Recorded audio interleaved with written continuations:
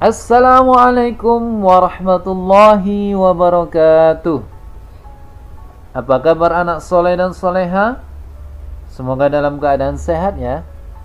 Semoga Allah subhanahu wa ta'ala senantiasa memberikan kita kesehatan dimanapun kita berada. Baiklah anak soleh dan soleha, pada video kali ini Bapak akan melanjutkan materi kita, yaitu tentang melafazkan huruf hijaiyah dan harakatnya. Namun sebelum itu, kita berdoa dulu kepada Allah Subhanahu wa ta'ala agar diberikan ilmu yang bermanfaat dan pemahaman yang baik. Berdoa sebelum belajar. Bismillahirrahmanirrahim. Raditu billahi rabba wa bil islami dina wa bi muhammadin nabiyyan wa rasula. Rabbi zidna ilman warzuqna fahman.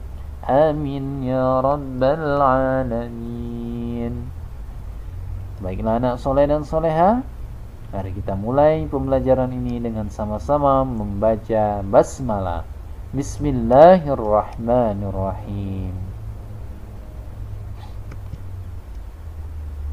Melafazkan huruf hijaiyah dan harakatnya. Melafazkan berarti membaca. Membaca huruf hijaiyah harus sesuai dengan makhrajnya. Makhraj adalah tempat keluarnya huruf. Melafazkan huruf hijaiyah harus benar dan tepat.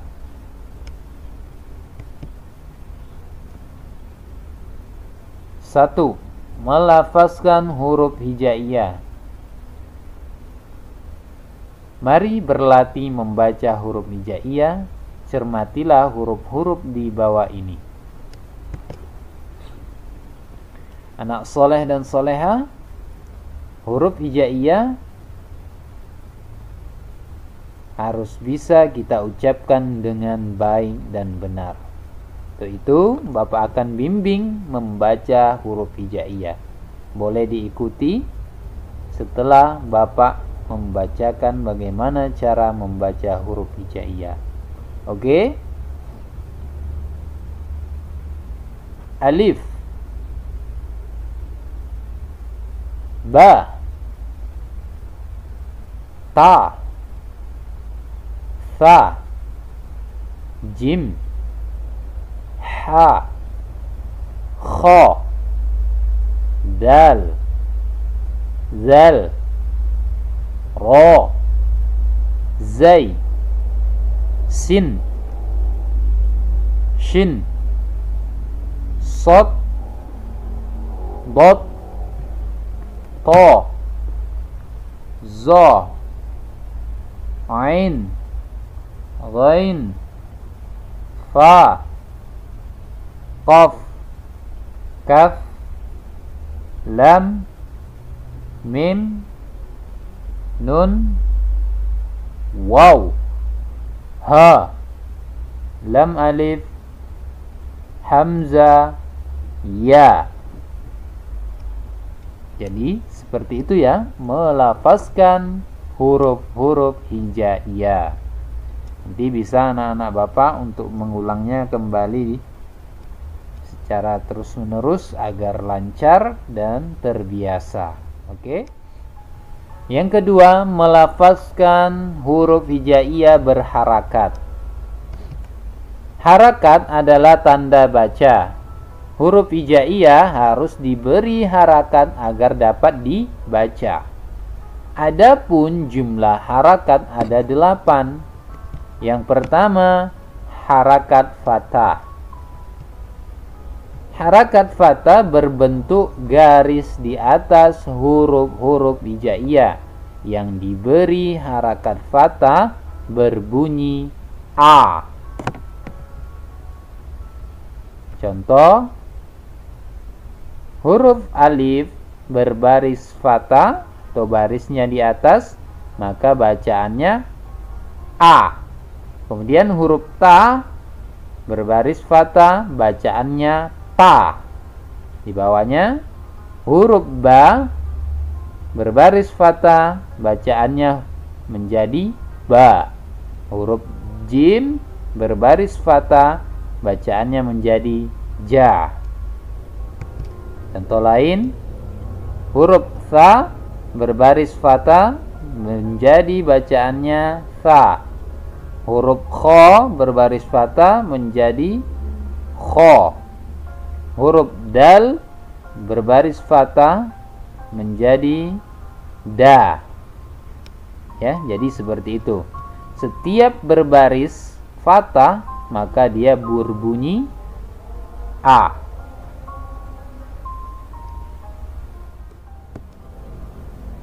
Oke, yang kedua, harakat kasroh.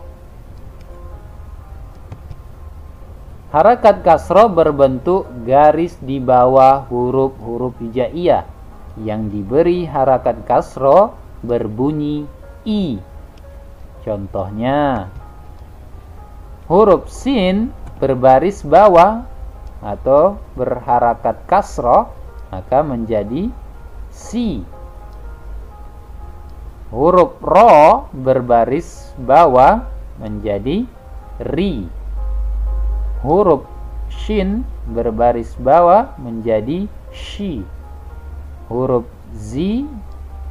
zal berbaris bawah menjadi huruf, jadi bacaannya zi. Oke ya. Contoh lain, huruf so berbaris bawah menjadi si. Huruf to berbaris bawah menjadi ti. Huruf zo berbaris bawah menjadi zi. Ya, zi. Oke, yang ketiga, harakat dhammah.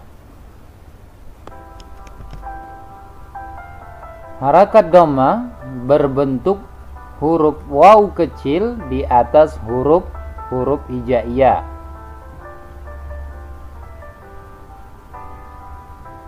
Huruf-huruf hijaiyah yang diberi harakat dhammah berbunyi U. Contohnya, huruf fa berbaris dhammah itu menjadi fu. Huruf qaf berbaris dhammah menjadi ku. Fuku. Kemudian contoh selanjutnya di bawah, huruf kaf berbaris dhammah menjadi ku. Huruf fu. Yang keempat, harakat fathain. Fathain adalah dua fathah atau fathah yang didabelkan. Huruf hijaiyah yang diberi harakat fathain berbunyi an. Contohnya, ain berbaris fathah, kemudian mim berbaris kasrah, kemudian dal berbaris fathain. Ya, jadi tanda fathain itu berbaris dua di atas.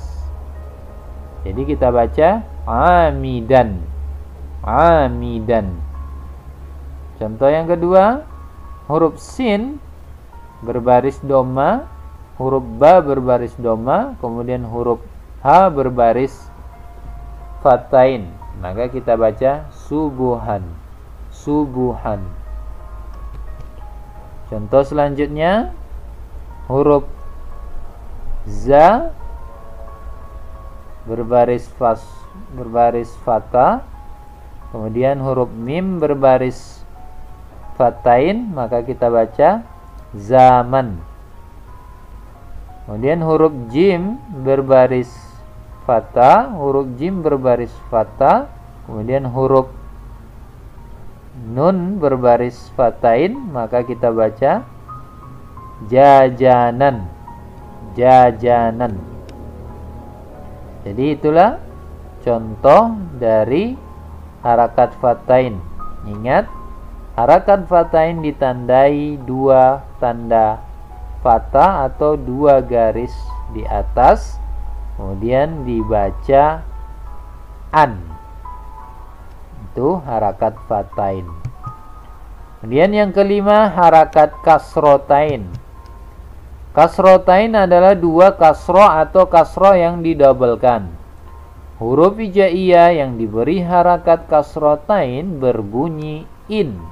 Contohnya, alif berbaris fathah, kemudian huruf sin berbaris kasrotain.